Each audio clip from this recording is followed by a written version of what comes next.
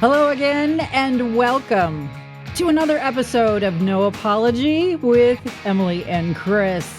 This is a talk show designed to simply bring some truthful conversation into your world, honestly and authentically, and of course, without apology. Yeah, that's what we do here. We've got a great show planned. We've got a couple people coming on the show. Mike Shaw, of course, will be by. We also have a special guest we want to introduce you to today. His name is Thygesen, and he is in charge of the food ministry at our church. And we're going to be talking about turkeys. We're going to be talking about all kinds of stuff for Thanksgiving. And Emilee says for Right On Way Off, we're going to be breaking format a little bit today. I guess you're going to go a little more on the trivia side. Yeah, is that we're right? going to see just how smart you are, and then we'll compare. Well, that's not a very big hill to climb. Compare your smartness to my smartness, and I'll share my smartness with you. And I'm going to share some Salvaged by God teaching moment. We used to call it a deep dive, but today it's the week of Thanksgiving. It's going to be just a teaching moment. I've got a couple things I want to show you. But the show is going to open with a common segment. Those of you who have been with us for all 80 episodes, you know we would call it the Granny Rant. Well, there's a problem with that because that's not Emilee's name. Our granddaughters, who are 12 and 11 now, when they were really little, they named her Gramster. I'm Gramster. And then when we were just with them last month, they named her Gramster the hamster. I don't know where that came from. I don't know where that came from. But we had a lot of fun in the car driving from Mississippi to Alabama. Though. We're going to leave the other part out. We are going to leave the other. They also named you Biggie Bear. Yeah, well, when they were younger. It's Biggie Bear and Gramster the hamster. Yeah. And so I thought you were going to say the new name they gave you in Mississippi. Thank you for not. Yeah. Big Fat Gerbil. Gramster the hamster and the Big Fat Gerbil. Doesn't play.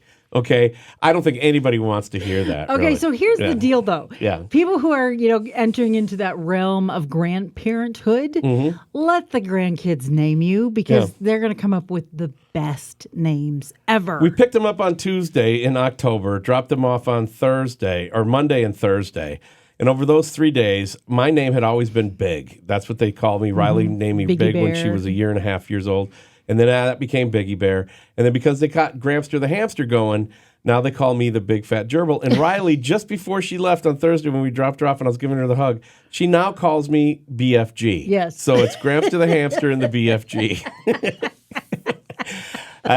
When they're your grandkids, you just go with it. So anyway, the Granny Rant has always been about Emilee being able to share with you some insight, some wisdom. The rant part is just kind of tongue-in-cheek. It's really more of a teaching moment, what Emilee's blogging about, what she's thinking about, what she's been praying about. And so we're changing the name. It's officially now the Gramster Rant. Yeah.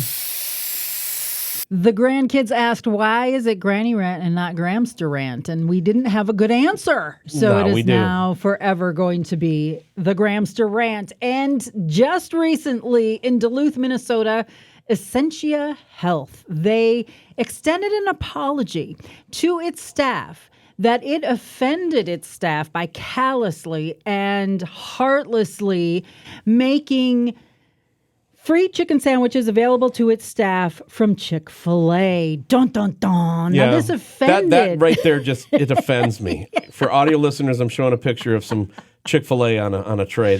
That's offensive if I've ever seen it. Yeah. The humanity. So they actually apologized for bringing in Chick-fil-A because people were offended because it was Chick-fil-A. People were offended. Now, here's the thing. I'm not really sure about whether Essentia put in the order, paid for the food, and brought it in as a thank you, staff, or if, as Chick-fil-A often does, they donate large amounts of food to organizations, to events, just to people who are doing really great, wonderful things in the community. They do that over and over. And I think we need to be honest with our audience right now and let you know that Emilee and I have done probably, what do you think, 100, 150 events with Chick-fil-A. We opened 4 new locations. You've ate more sandwiches than that. No, but we opened 4 new locations. We did remotes at Chick-fil-A's all over the Phoenix Valley and the Tucson area. Yeah. And we've even been to their national convention in 2008. 2 of our children have worked for Chick-fil-A. So when you're offended by Chick-fil-A, you're kind of offended by us. And so when we see this story, it's like, come on. So either way, though, it doesn't really matter. They offered this food as just a thanks for healthcare workers, who couldn't give them just a little thank you every once in a while. But apparently it offended a few people, enough people that Essentia sent out an email profusely apologizing for their egregious offense by saying the following, and I'm taking this right from the email. It says, quote, "We have received feedback from some colleagues who were concerned or offended by this occurrence, and we value colleagues feeling comfortable expressing their reservations." The apology email. Happy day. The apology email continues. "We would like to thank our colleagues who had the courage.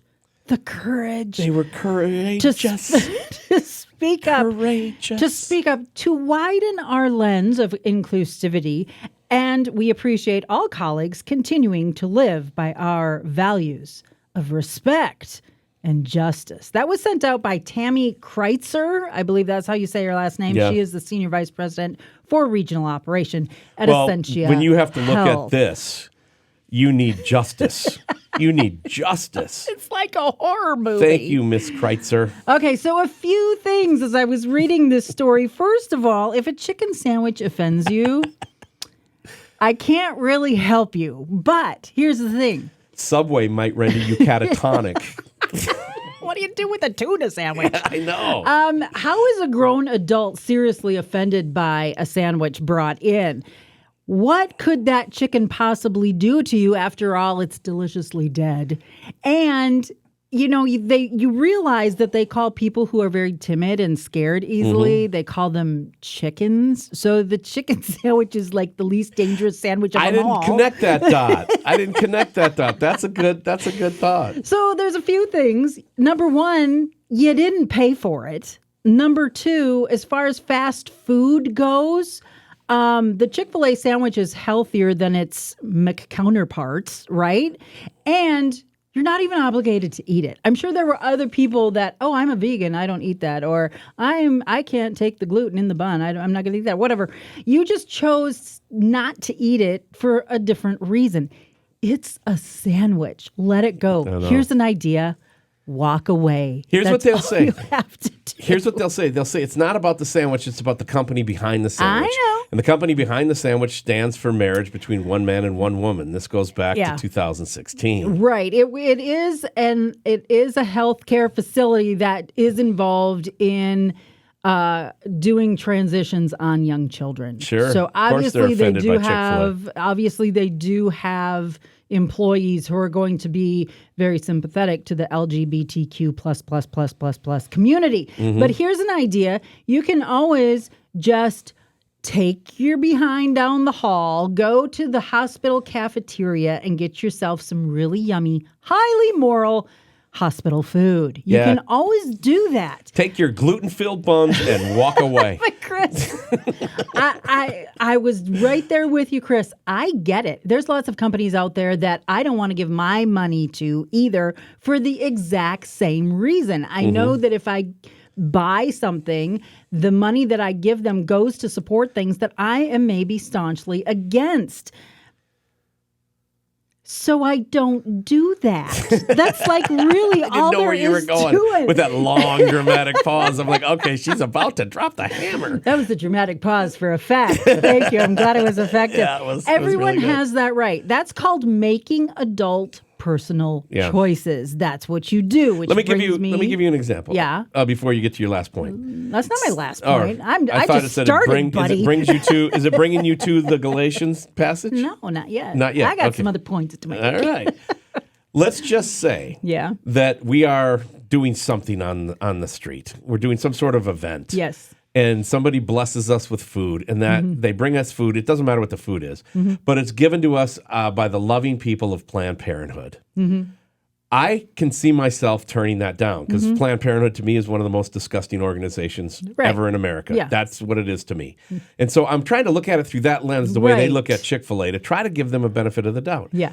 But I don't think I would have courage and write a letter to the boss saying how offended I am. Right. You know, especially when it was a free thing that wasn't expected. That's the thing that drives me nuts about this story is no one was expecting this. This was a free gift that came to the workers, And because it was Chick-fil-A, they decided to try to stand up and make it into a thing. Exactly. So it's a little like a petulant child, right? Now, this brings me to point number 2. Point number 2, what about the people who liked the sandwiches, felt appreciated, and ate it? What about them? They don't matter, right? Well, not to the lady who apologized. Yeah, it's just the select few who get their undies in a bundle. But here's what adults making the exceptions become the rule. Here's what adults making adult decisions do. Okay. They're offered something from a company that you don't care for. You know what you do? You say, "Oh, no, thank you." And you walk away and you get on with your day because that's what adults do. Yeah, but you see, you're still living in sticks and stones. May break my bones and words will never hurt me. That culture died. I know. You know, that's our issue. Silence is violence now. So heaven forbid what a chicken sandwich is. I know. So you know who gets afraid of things like chicken sandwiches? Children. Oh. Children get afraid of things like that because they're not adults. That's why. So, well, I saw the Chick-fil-A cow freak out a couple kids once, but that's a whole nother story. Sorry. Did they get letters to banish the cow? I don't think so. I think the parents had courage and wrote a letter to somebody. But here's what you do when a child comes to you, and I don't like that you're, eating chicken sandwich. The chicken sandwich is going to eat me in the middle of the night. You tell your child, look, you're being unreasonable. And so we're not going to take all the chicken sandwiches away from the adults in the room. We're going to send you to your room until we finish enjoying these chicken sandwiches. I know. It's kind of like nobody can have chicken sandwiches because Sheila's offended. What is that? Right, exactly. So now, to Ms. Tammy Kreitzer, I have a question. How exactly does this work? How exactly do you widen your lens of inclusivity? How exactly do you make people comfortable expressing themselves by apologizing for including those who may not think or act like you? How does that work? That's like the antithesis of it's an oxymoron. It doesn't even make sense. Your whining employees and your pathetic apology email are a shining example of narrow-mindedness. Maybe even some hypocrisy there. It's the opposite. It's the opposite of inclusivity. It's the opposite of respectful. It's the opposite of everything you claim yourselves to be. But you're not. And you're not fooling anyone either. But that's what deception looks like. Chris, you and I have talked about this many times on the show, that Satan, this is how he works. He points his long, bony, accusatory finger in your face, and he falsely condemns others for what he himself is doing right now. Correct. That's what it looks like. So lastly, to brothers and sisters in the Lord, the children of God, a friendly reminder of Galatians chapter 6, verses 9 through, I think it's 9 and 10, actually. Let us not grow weary while doing good, for in due season we shall reap if we do not lose heart. There's the key right there. Therefore, as we have opportunity, let us do good to all, and especially to those who are of the household of faith. And that's my granny rant for the day. That's the granny rant. I want to come back to one thing on that verse real quick. Let's do it. When you look at that verse 9 there, what version did you read on the if we do not give up part? What did you say? If we do not lose heart? If we do not lose heart. Yeah, if we do not give up. Yeah. And that's incredibly key is that we've got to continue to stay in the conversation. Sometimes we got to mock like what we did. We just mocked some folks. Sometimes you got to pray for them. Sometimes you got to set them down and explain what adults really think. But I still believe in the sticks and stones may break my bones, but words would never hurt me. We're not teaching that to kids anymore, We don't teach that to kids anymore. It's kind of a shame. Let's move on to the Salvaged by God teaching moment. Absolutely. We're going to dig a little bit deeper. And don't forget, you can always find Chris's messages by searching Salvaged by God. Wherever you get your content, it's going to encourage you. So please do that. What do you have today, Chris? I'm still on the deception kick. I'm so tired of watching folks get deceived and or take the Bible out of context. Being a Bible guy, I saw this, and for those audio listeners, it's a mug that says, I can do all things through verse taken out of context. and That's what we see happening all the time. Yeah, we do. And so I've got a meme that I want to show. And for you audio-only listeners, you know I love you. You're my favorite. So I'll explain it as best we can. But for video listeners, I want to show you a meme that I saw this week that I think sums up deception. And I think it goes hand in glove with your Chick-fil-A rant, granny rant about, or Gramster rant about the people that were offended, because they don't realize they don't see the whole picture. Right. But they get on their horse and they start riding. Look at this meme. Okay. And in this picture, you see on the above the fireplace, there's a framed picture, and it looks like a ceiling fan. And on the caption, it says, "Why do you have a framed picture of your ceiling fan?" Well, maybe it's a mirror. You know what I mean? Maybe it's a mirror, but somebody can look at that and say, I saw the picture above the fireplace, and it was a ceiling fan. Well, it's framed pretty artistically in the mirror there. Right, but this is just a portrait of, sometimes you get it wrong. Now, when you realize it's a mirror, and you've already written that and already posted that to say, why do you have a ceiling fan?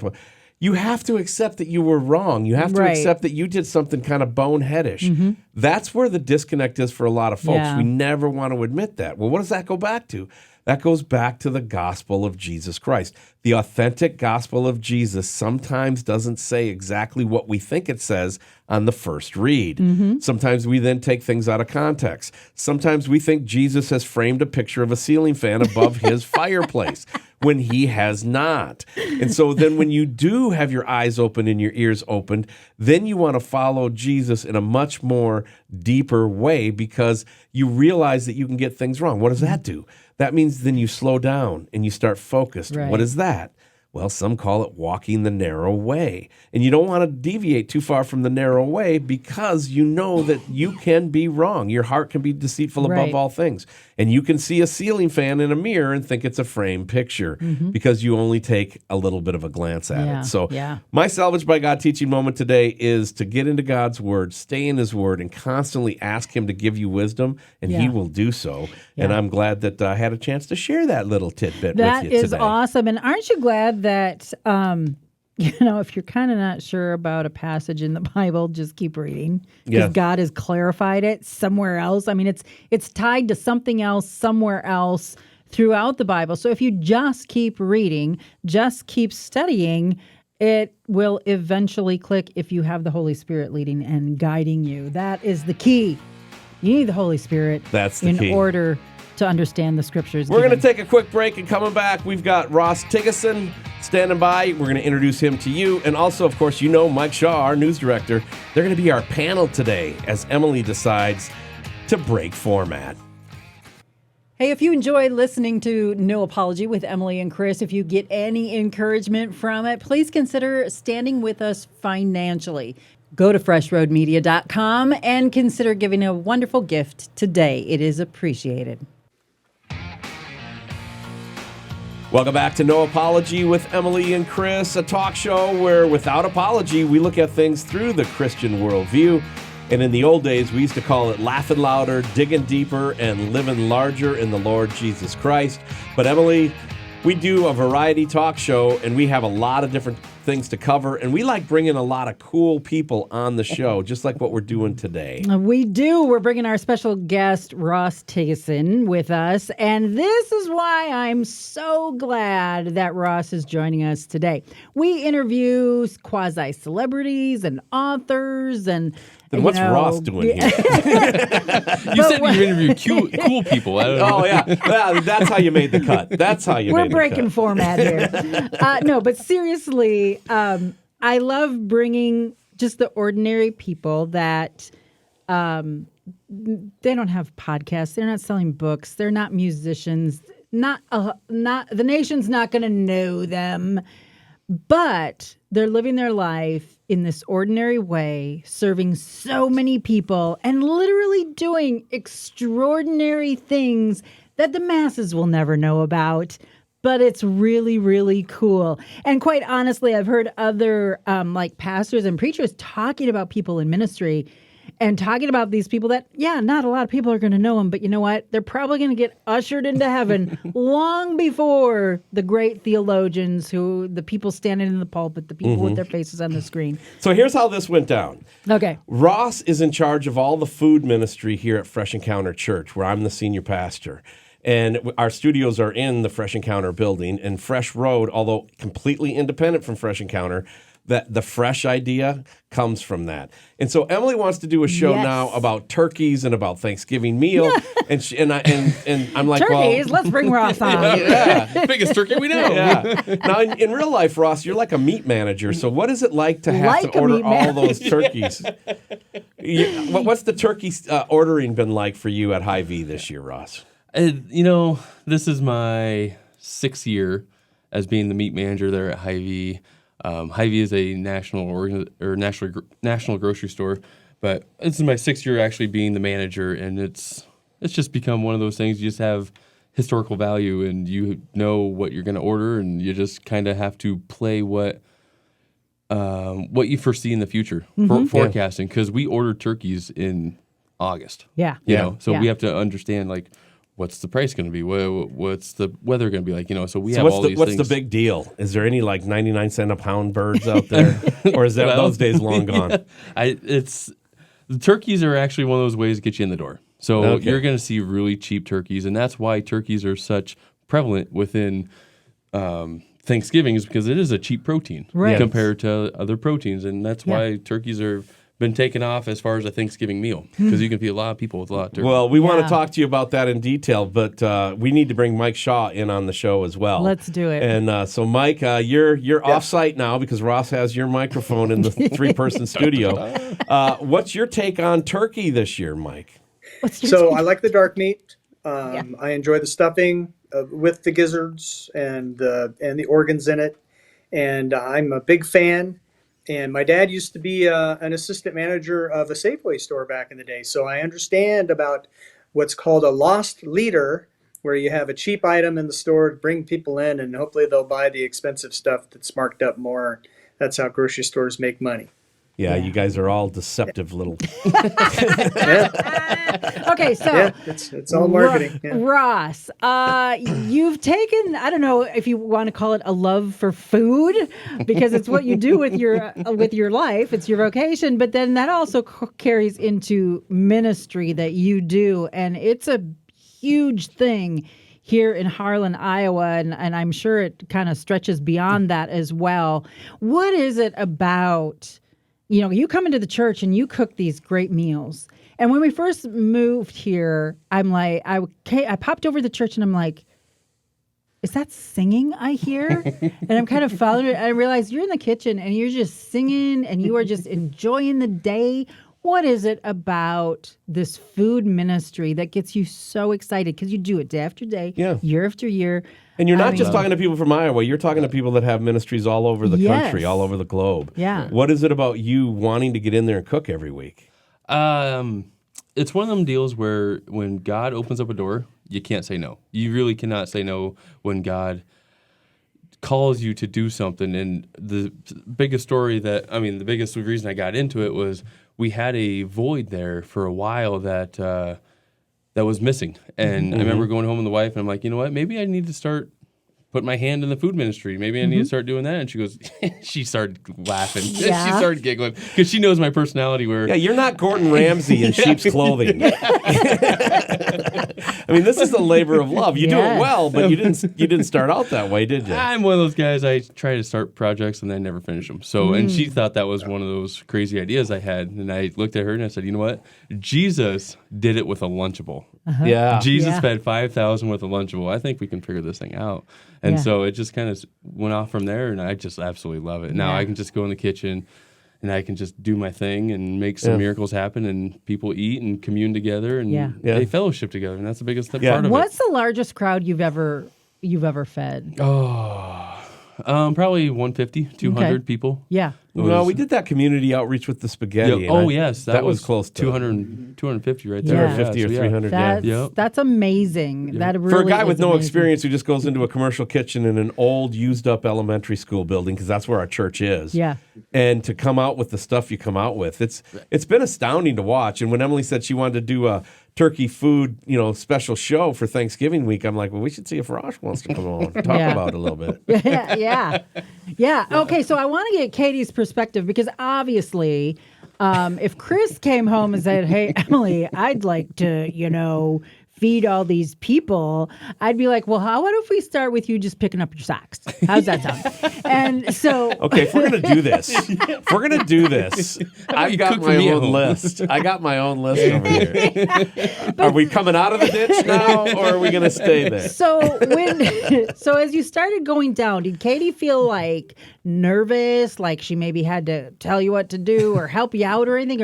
Or how did that go between the two of you? And is this something she kind of joins you a little bit in, or no?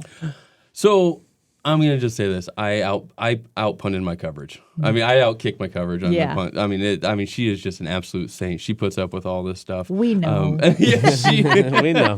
She is just a doll. But no, she comes in, she helps, and she helps when she can. She's a school teacher by trade, so she's kind of busy during the day. But when she can, she loves jumping in there and helping. But we have two totally different cooking styles. Okay. And it kind of drives her absolutely insane. Because I'm one of those, I make a big mess, we clean up at the end. And she's one of those, we have to clean as you go. Yeah. Oh, see, there's a big difference there, right? Chris and I don't always cook in the kitchen together. Emilee's either a tornado disaster. I'm a Ross and he's a Katie. Yeah, totally. Mike Shaw, when you first came to Iowa and started coming to Fresh Encounter Church, and I know this is more of a national variety talk show attempt rather than just a local show, but our experiences with the church we have, the teachings we have, and our broadcasting from here, I think should influence a show every now and then. This is one of them. Sure. So, Mike, you come to Iowa and you start coming to Fresh Encounter Church. What was your view of our food ministry and how our little fellowship can do what it does?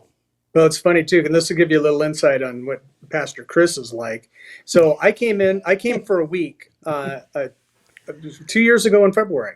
So I came for a week and I was watching the dogs and I was filling in for Emilee on her job at the time. And Chris is like, their house is like across the street from the church practically. So it's like, hey, Wednesday night, we're going to be out of town, but why don't you just walk over to the church and introduce yourself and pray and then do the Wednesday night thing. We're going through the Truth Project. And so it's like, I don't know anybody. Are you sure? He's like, it'll be fine.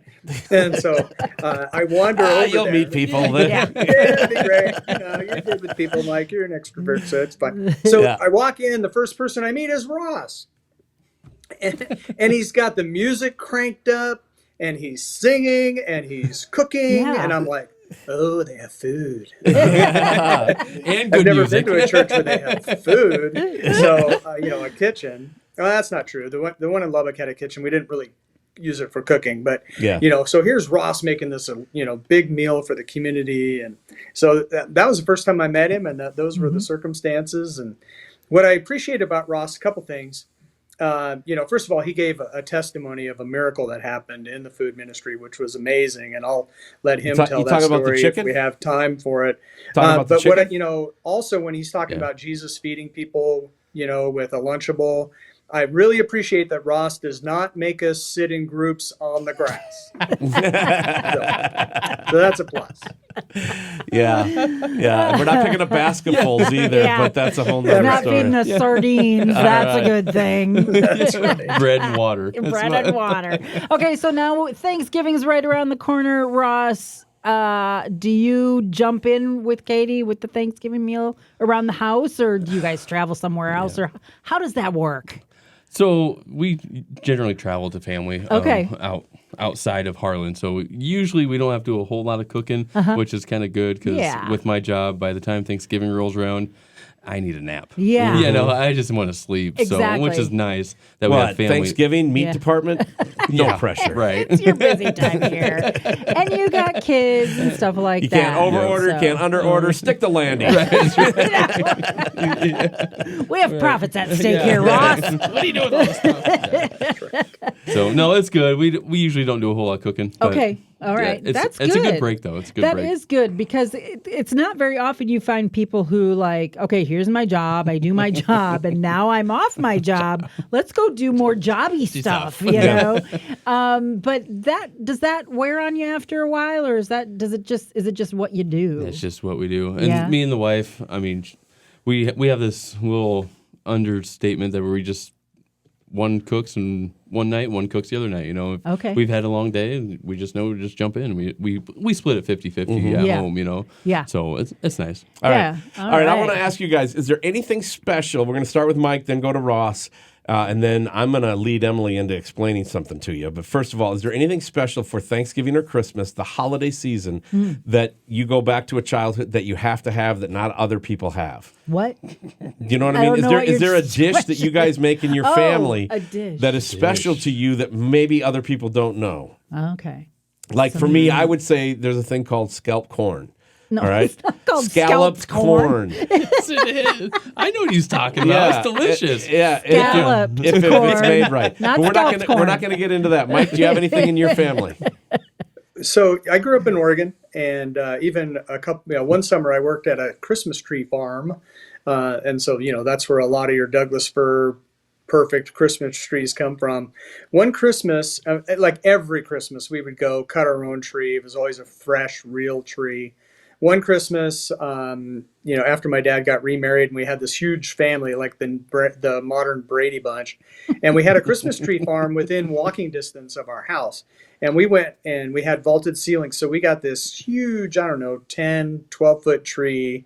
And the whole family together, we all carried it back together and set it up. And it was the best tree we ever had. It was just gorgeous. And I haven't had a tree in a few years, I will admit that. But when I do get a tree, it has to be a real tree. I just can't do the artificial trees because I can't smell them, So Well, for me, so a real tree is your big thing for the holiday season. Just buy a candle, Mike. I accept Mike's answer, but I'm talking about food now. Food that's being served. Is there something that goes along with that real tree that you just got to have that maybe not other families have? So this is getting towards Christmas and Thanksgiving's that transition. I like chocolate-covered cherries. I love chocolate-covered cherries. It's chocolate-covered cherry season. It's starting. So that's my thing. Oldest daughter. That's your thing. Our oldest daughter loves them as well. Real so- Christmas tree and chocolate-covered cherries. Very good. That's very traditional. All right. I like Well, that. we're going to have fake trees and probably No chocolate. grapes. I don't know. No, we'll see if we can get some chocolate-covered right. cherries for Mike Shaw for Christmas. All right, Ross, what's going on in your world food-wise? Is there a dish that stands out that you guys have that not maybe everybody else doesn't have? And if they do you make it uniquely or something? What do you got? I think something that just dies with time. I mean, a lot of family traditions just die with time, and it's olives. So Olives. When I was a kid, we had olives and we put them on our fingers. Yes. Oh yeah. And see, we don't do that now. My kids don't do that now. It's like, why not? This is great. Olive fingers, We had bugles. But We did the same. We'd always have like this huge relish tray. Yeah. And we'd have the green olives and the ripe olives. and We the didn't black ones. always Yeah. have the ripe olives, but we'd have the ripe olives during the holiday season. And yes, the little kids would make little froggy fingers. Did you have the cranberry with look like a can that you just came out of a can? yeah. That's Yeah, the they one. were just bloop on Yep, the see? plate, Yeah. just A kind lot of of shake back traditions and just forth. die. Yeah. Yeah. Well, It hits the plate and it still wiggles. my grandmother, have you guys ever heard of the word or the product? It's called lefse. Have you ever heard of lefse? Mike, Since I you've moved heard here, it? yeah. Since you moved here. Not Lexa. No, lefse. okay. Have you ever heard of it, Ross? No. That's not a thing? No. Okay. Lefse, my grandma used to make it. It's a Norwegian flat like potato tortilla, for lack of a better term. and you put butter and sometimes sugar on it, and you roll it up and you eat it. Well, it's become a staple in our home.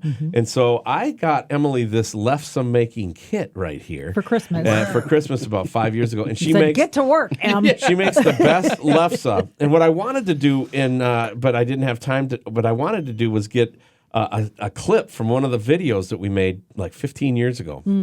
Emilee did a lefse making video with our daughter, and I wanted to bring a little clip Many of it for the moons show. ago. So, Emilee, explain a little bit about lefse. Then I want to get into regular Thanksgiving recipes and gourmet and what the difference is in the names and get these guys' feedback. All right. Well, we were living in Arizona when it was first. That was like one of the first times that we were living in an area that wasn't full of Scandinavian, German, that area of people. And we're in Arizona and no one knew what it was. We couldn't even buy any in the store. Grandma Wadavig was not there to make it for us that year. And so we hunted all over for it. And people were like, what are you talking about? So in Phoenix, Arizona, the best way for us to describe what lefse was to tell them it's like a tortilla, a little bit thinner, and it's made out of potatoes rather than corn. And the most response we would get were from people who would just go, why? Like, why would you make it out of potato instead of corn? Well, there's a lot of Norwegian foods that come up with why. Why do you put lye on your fish and then serve it? I don't know. But it's really very good. It's a very plain, simple food. It's very delicate. But you can add anything to it. You can fill it full of turkey, lutefisk, make a great hearty sandwich. You can put a little, like Chris was saying, cinnamon and sugar on it. My favorite way is just put some butter on it, roll it up, and eat it. And it's just a very wonderful Scandinavian food that's what they eat around the holidays. Yeah. What about scalloped corn? And scalloped corn. She won't let it go, Ross. It sounds like a mini crepe or crepe. Yeah. Except it it's just not. tastes better. Pancake or crepe? Yeah, exactly. It's not served warm, and it just has better flavor. Potato. That's how we say "I love you" is with a piece of lefse. Well, I'm looking for it on my phone right now. I can't find it, but there was an article that had 60 top Thanksgiving recipes, and some were standard and some were gourmet. Okay. And so here is the standard. All right. You've got smoked turkey breast with herb butter, creamy mashed potatoes, best sweet potato casserole, brown sugar pecan sweet potatoes, homemade green bean casserole, and on down the list. And for the videos, you can see it. Honey glazed carrots, creamed corn, creamy mac and cheese. Is mac and cheese, but has that been, anybody have mac and cheese at their Thanksgiving table? We never have. We never have either. In the South, everybody has mac and cheese on their Thanksgiving table. And cornbread stuffing. When I was single, when I was like 19, maybe. And you put it in the microwave. Kraft macaroni and cheese. Unpeel the lid on the ramen. Yeah. But I think it has. Uncork the bounty. I think mac and cheese, like homemade, really good mac and cheese, has kind of become a Thanksgiving side in recent years. Yeah. So Okay, so now what if we took some of those and we made them gourmet? What would they look like? Okay. Now, I didn't show the recipes for you audio-only listeners. I just Right. showed the list and read like half the list. And now I'm going to pull up another list, and this is the gourmet list. Okay. But I want you guys right now to think of what could you take any of those standard Thanksgiving dishes, what could you do to make them gourmet? What could you do to elevate the dish? Can you think of anything off the top of your head before I put it up on the screen? add bacon. Add bacon. That's an elevator. She took We're in Iowa. Add anything pork, you've elevated it. Or wrap it in bacon. Yeah. Wrap it in bacon. Right. Yeah. Wrap it in bacon.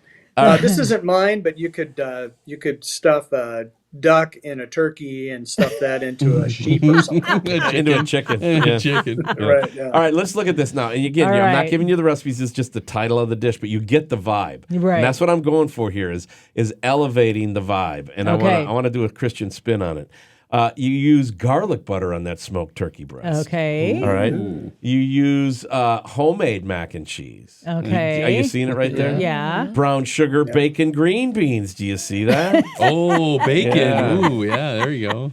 Sweet potatoes with brown sugar streusel and marshmallows. Yeah. Do you see what I'm talking about? Yeah. Homemade garlic butter rolls, Japanese milk bread dinner rolls.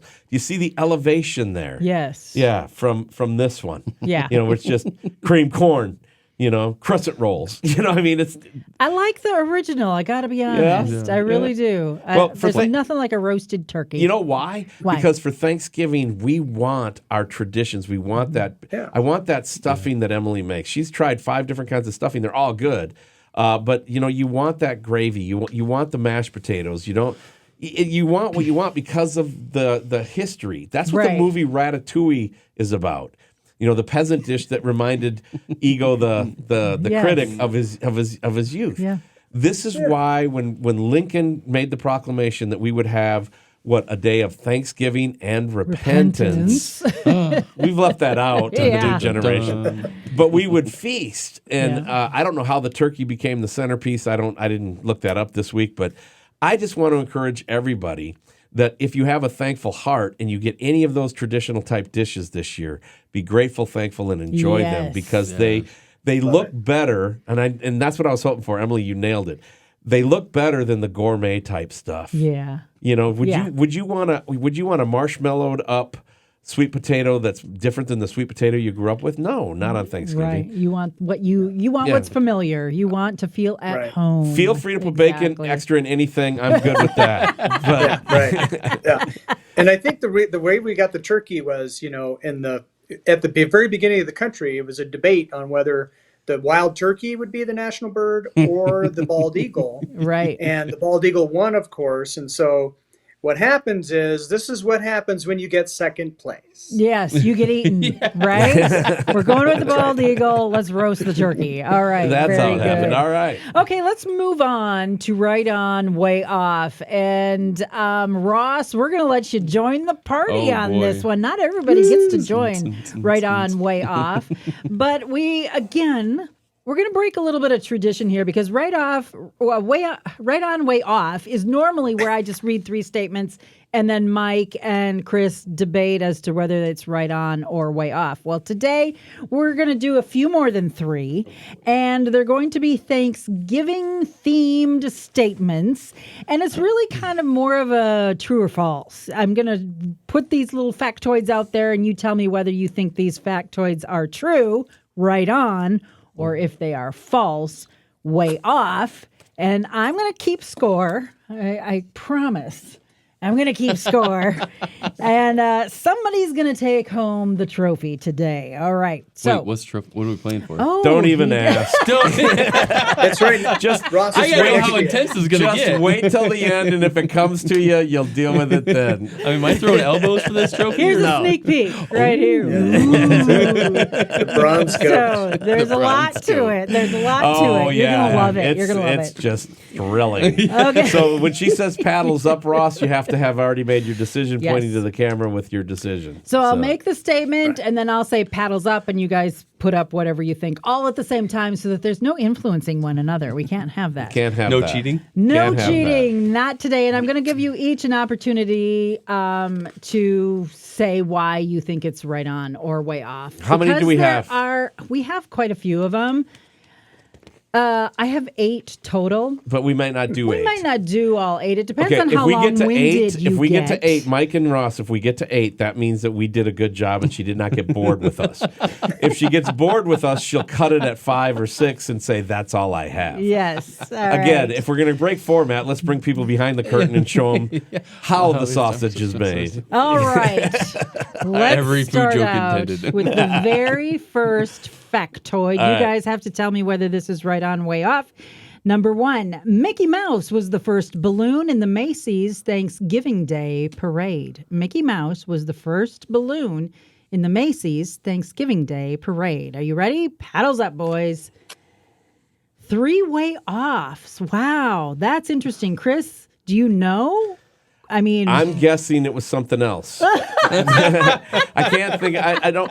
It wasn't. Maybe it was Rocky from Rocky and Bullwinkle. Maybe, I don't know. Okay, I could be wrong. Okay, you just think it was something else. I just think that Mickey Mouse is too on the nose, and so that means I'm going to go way off because it had to be something else. Okay, let's see, Ross. I'm gonna go way off. It just doesn't seem right. But then again, it could be one of those weird facts. Just a guess. Yeah, All this right. is a pure guess. Okay, Mike, do you know something we don't know? Well, I don't know why, but I think it was a big turkey. I think it was a helium-filled turkey. Tom Turkey. Yeah. Is he a balloon? Because he's in I every think it was. Thanksgiving I think Day. it was just I a don't big know. turkey. Okay, so you guys are all absolutely right. You get a point. That is way Awesome. off. Can you say that louder? I was right. You were right, Ross. Did you hear that, Katie? Ross was right. I'm getting the sound effects in there now. Felix the cat was actually the very first balloon that was displayed in the Macy's Thanksgiving Day Parade. Normally it was bands and, the typical parade floats and live animals from Central Park Zoo. And then Felix came into the whole picture in 1927. 3 years. The first parade was in 1924. Felix came in and debuted in 1927. He was made by a very famous, he was designed and created by a very famous marionette maker. I don't know who that was, which tells you exactly how really famous a marionette maker can be. But then it was made by the Goodyear Tire and Rubber Company in Akron, Ohio. So Felix the cat. Do you guys remember Felix the cat? Oh, sure. I do. Yeah. And that, I was born in the 80s. answers I have my no question. idea It's what like, you're was talking that sponsored? Why Felix the cat? He's black and white, and he's got like cones for ears. Kind of, it was And he very had a cute. bag of tricks that he would pull out tricks. It's a little Like floating. there. Mike was a Yeah. little attached. Okay. right. Statement number 2. In 1926, President Calvin Coolidge was gifted a live raccoon for Thanksgiving. Is that right on or is that way off? President Calvin Coolidge gifted a live raccoon for Thanksgiving. Ready? Paddles up. 2 right on, 1 way off. All right. Let's start with you, Ross. Why do you think that is way off? I don't think it was Coolidge. I thought it was Johnson. I think it was somebody else than Coolidge. Coolidge doesn't sound right to me. So I'm just being tricky here. Okay. Different? You think it's a different president? Yes. That's good thinking, though. Mike, what do you think? You said that was way off. Yeah. Well, No, first he of all, said right I apologize right on, for the I'm sorry. delay. I'm not copying other people. It's just my paddle shows up later than it looks. I think why not? Why not? Stranger I always wanted a things have raccoon. happened. I had a chance to adopt a raccoon back in 1985, and thankfully I said no. I got talked out of it, but I was very tempted. Oh, wow. That's interesting. I wanted one when I was a little girl, too. All right. Chris, you said I said right on. Yeah. Why? Well, when I think raccoons, I think the Coolidge administration. And I don't know why. It just sounds like something crazy they would do for a president back in that era. That's Yeah. what they Yeah, it did. They was. did stuff like that. It was the Roaring 20s, Yeah, right? right. Yeah. Was he in the 20s? Yeah, 1926. Yeah, that's right. Okay, so that is right on. That did actually happen. A live raccoon was sent by Vinnie Joyce of Nita-Yuma, Mississippi. Now, it was supposed to be received and cooked as their Thanksgiving dinner. Thanksgiving Day coon for Gather around, everybody. kids, Which cutting the raccoon. Okay, didn't see that coming. But okay. I get the tail. I get the tail. Get that off your head, Timmy. And the kids are playing with the paws. I feel like maybe Davy Crockett showed up. Yeah. I know. See, it all fits together, doesn't it? So all here's the comes thing. full circle. Here's the thing. The fact that they didn't cook the raccoon was actually the surprising part of the story. Is newspapers were sharing the story because the president actually got attached to it and liked it and said, we're not cooking this thing. And he did, like Perfect. Mike thought about. They actually adopted the raccoon and welcomed it into their little family as a pet. Yeah. So, And its carcass is buried behind the Lincoln bedroom to this day. exactly. Now, here's It's the part thing, of though. the tour. Lincoln did a similar thing when he was given a turkey. His son Tad got attached to the turkey. And so Lincoln pardoned the turkey, and they, again, kept it as a pet and did not eat it because his son Tad. Is Lincoln the one who started the tradition then of pardoning the turkey? Because the presidents have done it every year since. Yeah. All right. That is a cool American tradition to have our president. It doesn't matter what president, Republican, Democrat, whatever, when they pardon the turkey, they're doing an American thing. I know. Because the rest of us are carving ours going, way to go. I love it. I love it. And I don't know where that turkey goes off to once it's pardoned, but anyway, it doesn't really matter. Goes to Dallas Stadium. Yeah, probably. It's like Chris's sermon today. It's like Seabiscuit. Yeah, it's like Seabiscuit. Go out and live your best turkey life. It's got to be. If it's pardoned, it's got to go. Now you got to go to somewhere. Salvaged by God and hear how I used Seabiscuit in the sermon. All right. Statement number 3. Are you guys ready? I'm ready. Only male turkeys gobble. Only the male turkeys gobble. And we are really enthusiastic about that question. Your paddles are up. You all said that was right on. You guys, is this just like common knowledge among the men folk or what? Chris cheated. I went up first. Let's just, for the record. Did go up first. Then did he looked go at me up and goes, first. oh, maybe he knows. So I don't know. Ross put his paddle up first. Chris, you put your paddle up second. Were you just going off Ross's momentum Yeah, there? he's down by 1. This is a way to keep him down. Because no matter what, he doesn't even the score with me anyway. I have no idea, but Ross is from rural Iowa. If somebody knows what species of turkey, what sex of turkey makes the gobble and non-gobble, Ross is going to know. So yeah, when Ross broke format, he did not wait for paddles up. Mike and I were sitting obedient because we've been here before. Ross just immediately, right on! Yes. I'm like, well, if Ross is right All on, right, I'm going to be Mike right Shaw, you came to the party late. Is that because you assumed it's gender? What's going on here? What is the turkey's pronouns? I need to know that first. Did you know that only the male turkeys gobble? Well, it makes sense for a couple reasons. First of all, have you seen guys eat? So that's the main reason. But I always wondered, is it irony or coincidence that turkeys say gobble, gobble, gobble? It is ironic, isn't it? Yeah. And it is a close facsimile. Like gobble, gobble, gobble is close to what they do actually sound like, where like a dog, bark, woof. That's not really what they sound like. Like onomatopoeia. Yeah, it's onomatopoeia. Exactly. So onomatopoeia, and then the gobble is what we do to them, and mostly. What is onomatopoeia?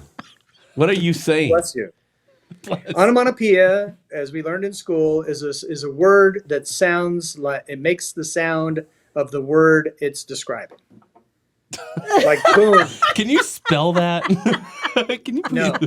I'm way off. Onomatopoeia, look it up. All right. What is that, Emilee? Well, you guys are smarter than you look. That is absolutely true. It's right on. Females do make noises as both I'll say that again. as both male and female cackle, purr, and yelp, but only the males let out that signature sound of gobble, gobble, gobble. Hence, the male turkeys are referred to as gobblers. So, and the females are cacklers? I guess so. Gobblers and cacklers. Cacklers, yeah. What were you going to say, That works. Ross? Just a quick story with being a meat manager. A couple years ago, I had a young lady. She was in her 20s, and it's going to be her first Thanksgiving that she was going to make for the family, and she was just so proud of it. But her mom told her to bring home a hen turkey, which just means just a smaller turkey that you buy at the store. I mean, that's the difference between a hen and a tom. But her mom said, bring home a hen turkey. And I said, ma'am, it's 2020. It's 2021. We can't be gender specific on our turkeys anymore. So Did she believe you? And then I walked away. But then I came back to her and go, I'm kidding. It's just you still have a job. So Yeah. We can't be gender specific anymore. Yeah. I'm sorry. Oh, that's funny. You got to make life fun. Yeah, I right? do. Absolutely. This is How why many I more love questions Iowa. do we got? All right, we're on question number 4, and I think this is going swimmingly. All right. So we're going to continue on. Statement number 4, Jingle Bells. The song Jingle Bells, we all know it, we all love it, is actually a Thanksgiving song. Really? Is that true? I don't know. Is that true or is that false? Is that right on or is that way off? I could be lying, you know.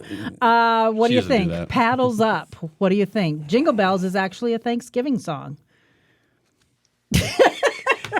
Ross, your timing has Thought got it to through. improve. You started it. Everybody wait till she says paddles up, and then you got to put the paddle up one way or the other.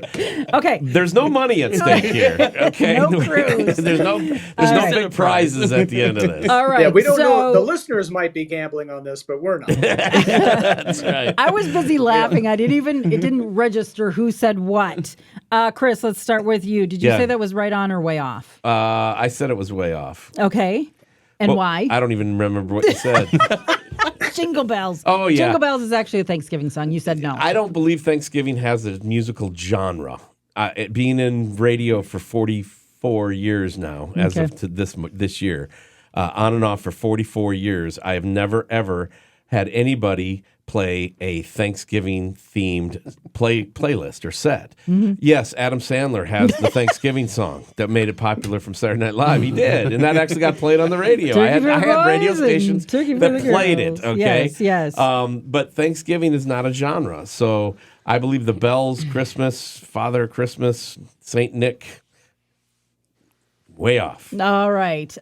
Mike, you said right on. Why did you say Yeah. right on? Because it's right on, and I'm gonna give my Cliff Clavin answer.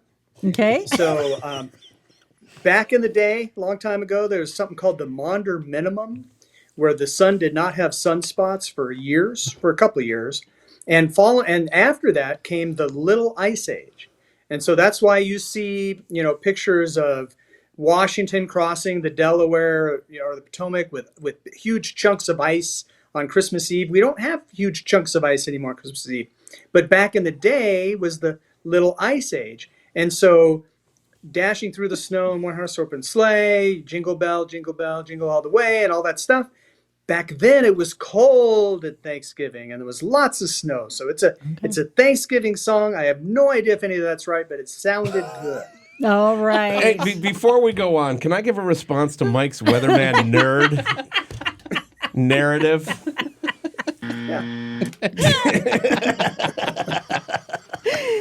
And we are left with onomatopoeia. Okay, so Ross, can you confirm or deny any of the facts that have been flying around this studio? If he's going to make up a story, I'm going to make up one too. All right. I think that it's a Thanksgiving because that's how they all gather around the table to know that the food's ready. They ring the bells. Oh, very good. That's a good thought. Can I make up a story too? Yes, I heard you're a pastor. It's kind of your thing. Nikolai Tesla came along, and he said there will be no bell ringing till December 1st. So therefore, that's way off. Okay, well, it's actually right on. So way to go, Mike and Ross. Good job. James Nailed it. Lord Pierpoint is the one who wrote the Thanksgiving song in 1857. It was originally titled One Horse Open Sleigh. It was... You've got a hole in your story Why?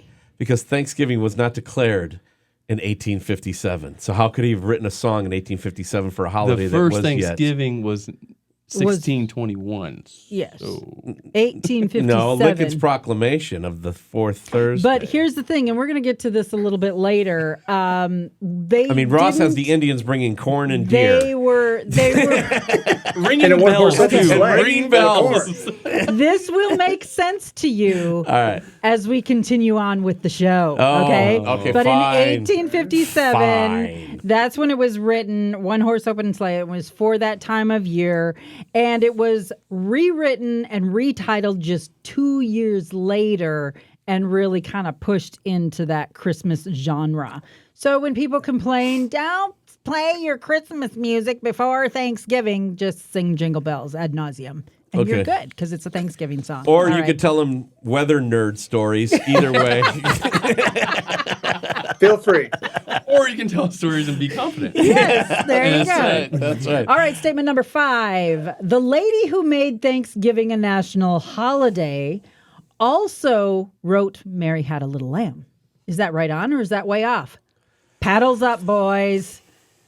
We have 2 way offs. Mike says right on. Let's start with you, Ross. Why do you say way off? I got nothing. I complete guess. And that's okay. That's Me and Chris okay. are tied now, so he was Emilee, write down, don't start with Ross. that was a complete guess. Let's just be honest. I have no idea. All right. Very good. Let's move on to Chris. I think you also said, what did you say? Off. You said way off. Why? Because you said the lady who made Thanksgiving a national holiday. That national holiday was made by Abraham Lincoln with a proclamation that on the 4th Thursday of every month, America should set aside the day for Thanksgiving and repentance.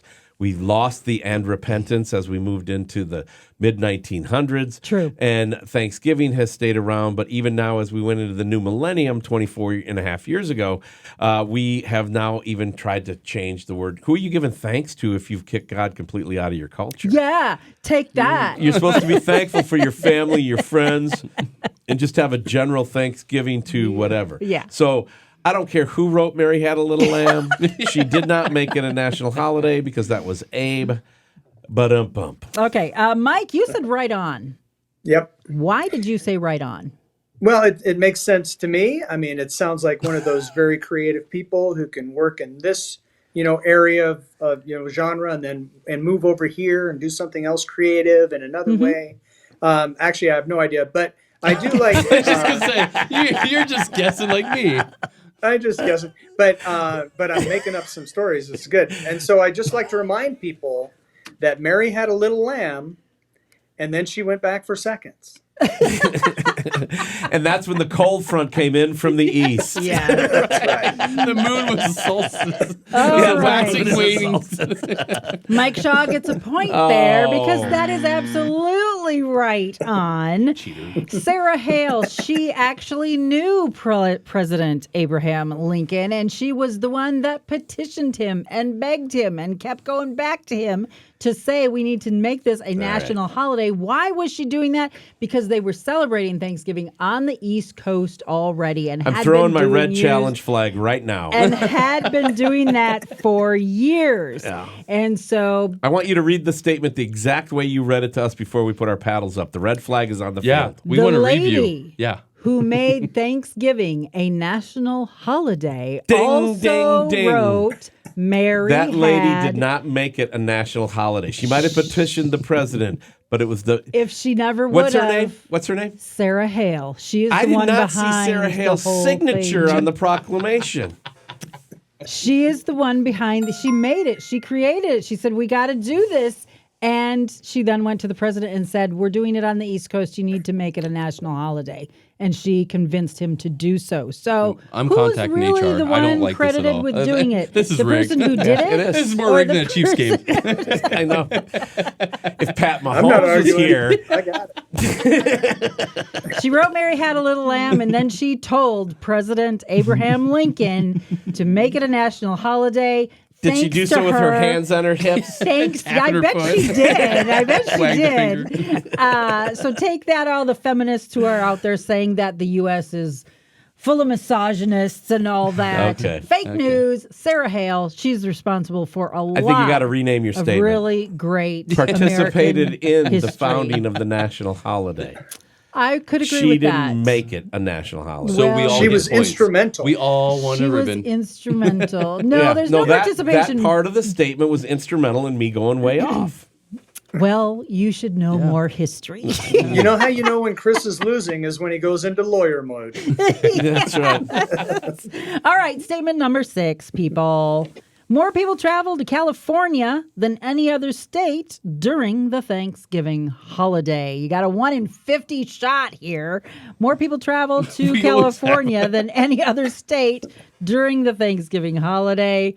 Is that right on or is that way off? Paddles up, boys.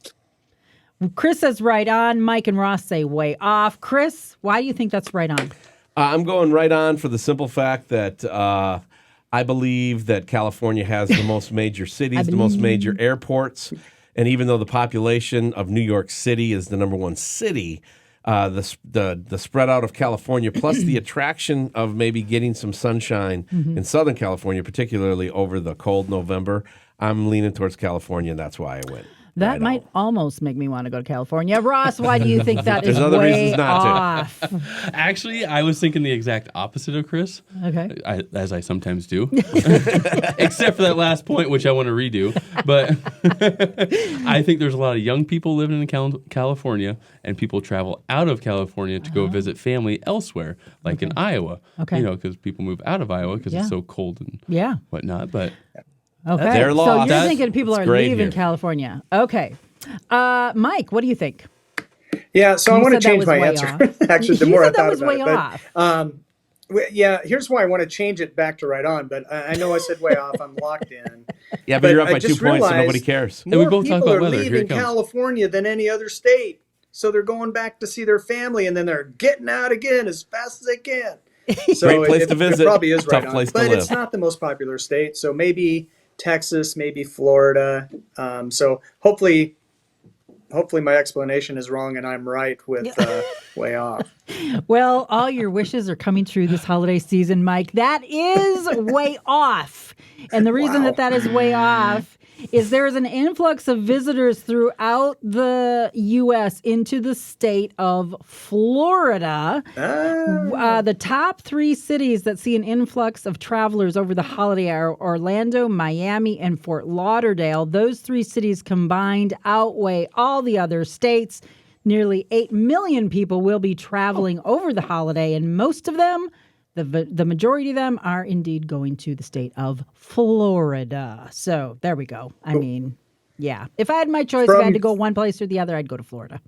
From New York. Probably. Well, all right, listen to this. We were watching Family Feud just last night, and they had one of the questions was, name a state that you have the most palm trees. And one said Florida, and then the other one said California. And the Florida was the number 1 answer at 49, and the California was the number 2 answer at 47. That only leaves 3 other people to say a different state. I feel like this was very much like that, where I thought New York would be a player. You got it wrong. Yeah, that's palm fine. trees in New York? No. On this one, I'm traveling to. Yes, you got to look at just pure population. Right, I thought New right. York, but a lot of people would leave New York probably to go to Florida, right? 'Cause Yeah. Florida is, anyway. Yeah. Whatever. All right. So here we go. Mike is definitely in the lead. And then let's see. Ross is second. Chris, you are trailing behind. You've got 2 more questions to try to redeem yourself here. Question number 7. Hang on a second. Just wait. Wait a second. Nope, didn't happen. I thought I was going to care for a second. Is that because you're losing? No. I do this every week, I don't Ross. think you deserve this coat. I'm going to be totally honest. No, no. I'm just kidding. All right. Statement number 7. Number 7. 1953. That's where we're going. All right.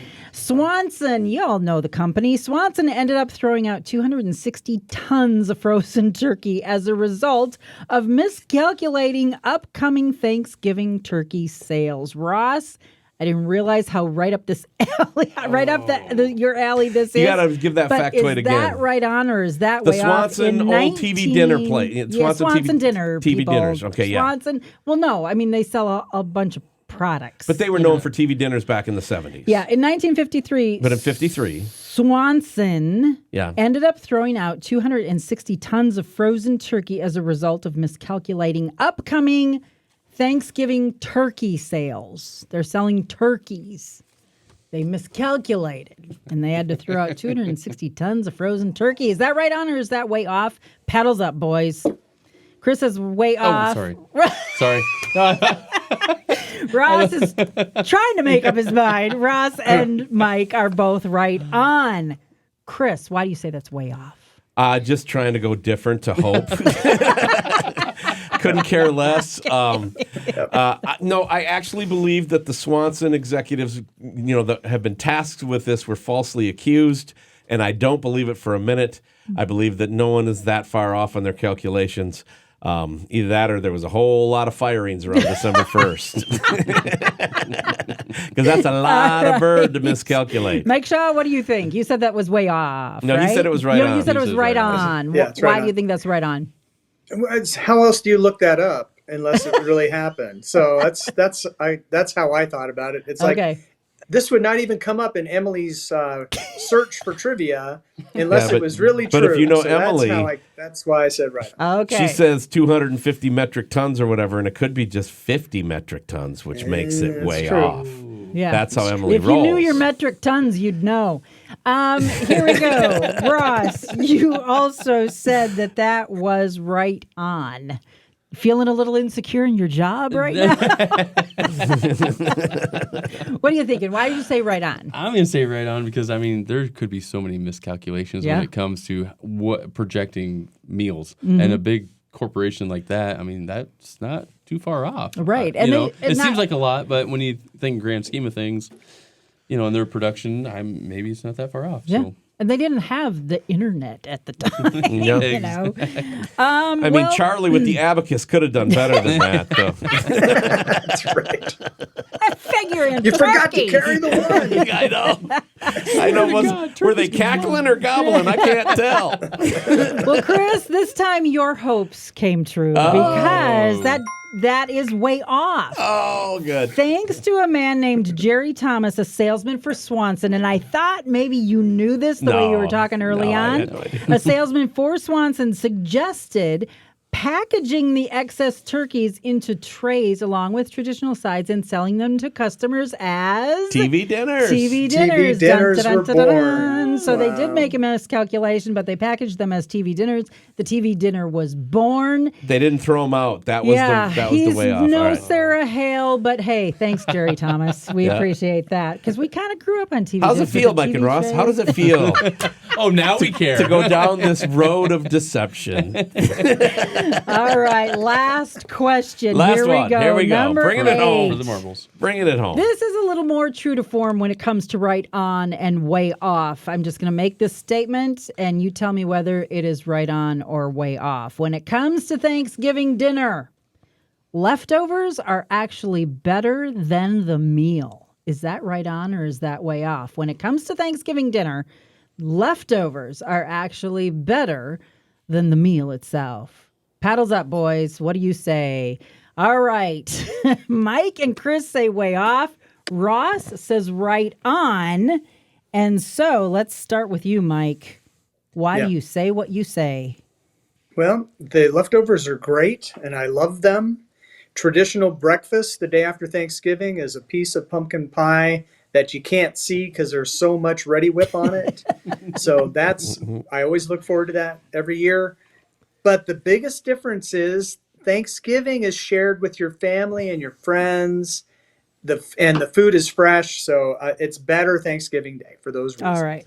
All right. Ross, you said right on, didn't you? Can I change the question? No, you said, what did you say? I said right on. You said right on, yeah.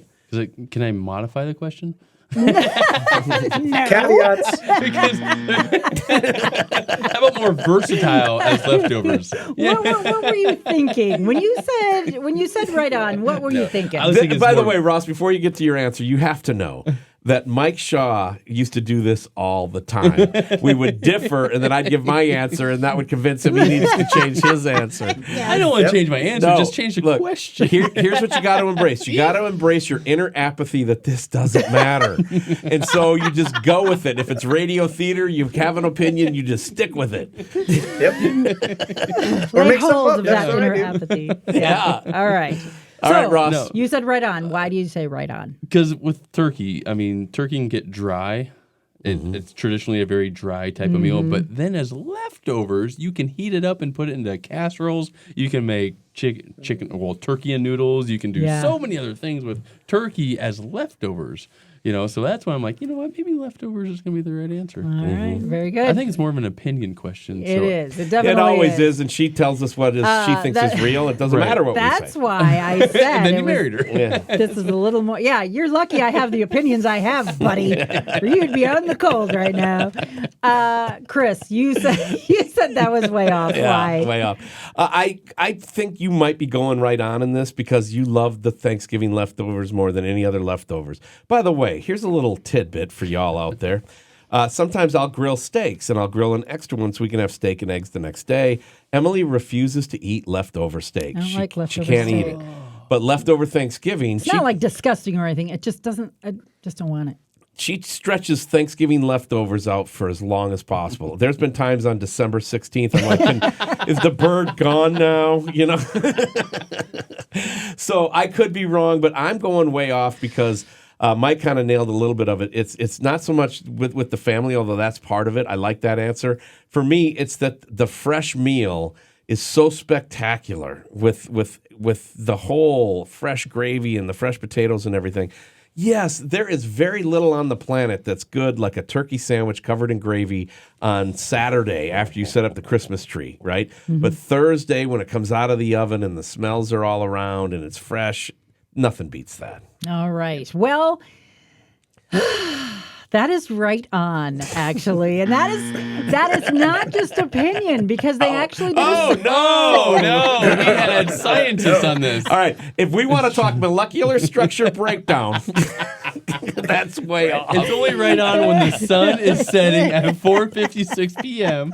That's right. All right, Emilee, go ahead with your explanation. I don't know if Ross was a part of this survey, but back in 2021, there was a survey done, and 2/3 of those who were asked preferred the leftovers to the actual meal itself. Mm-hmm. Interesting enough, they also preferred the meal prepared in a way different than what it was originally prepared. Like they didn't heat up the turkey and the mashed potatoes and gravy and, like we did on Thanksgiving Day, but they start piling the cranberries and the turkey on sandwich and they do different stuff with it. So, like what Ross said. Yeah, exactly. Yeah. See, Ross is part of the 66%. Mm-hmm. And so I have to go with that. I have to say that is right on, according to that survey, that the leftovers actually better than the meal itself. I don't know if extended family is really a plus to the meal or not. That can go both ways, right? So what you're saying is Aunt Anne doesn't know what she's doing, so I can fix it in post.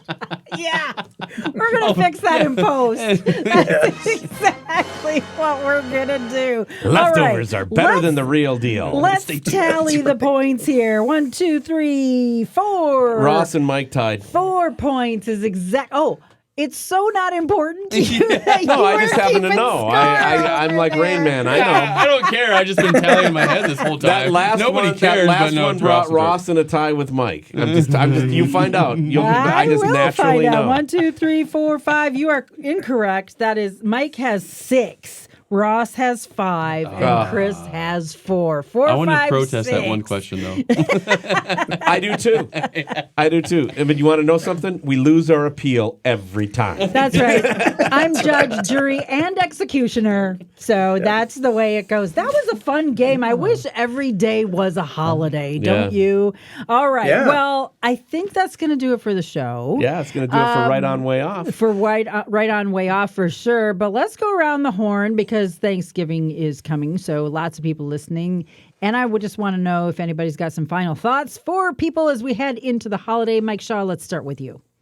Yeah, just real quick. There was one Thanksgiving, I've been single for a very long time, so a lot of times I don't do much.